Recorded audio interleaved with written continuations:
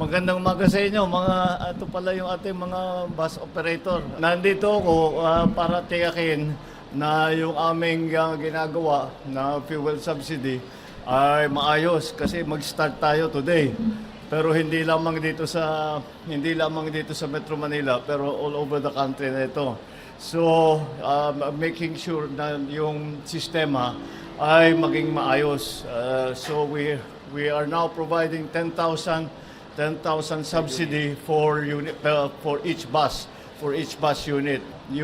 Tulungan nyo naman kami para yung mga ating riding public ay hindi masyadong mahirapan unang-una at hindi sila masyadong mabigatan sa pamasahe dahil nga alam naman natin kung ano yung pangyayari, nagbabago yung presyo ng langis all over the world.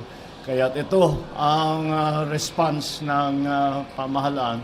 And of course, we are always in need of assistance and support and cooperation with the operators, with the drivers, yung buong sistema.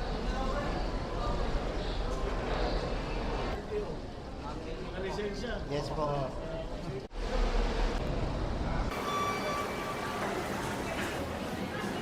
Jelajahi cara baru mendapatkan informasi. Download Metro TV Extend sekarang.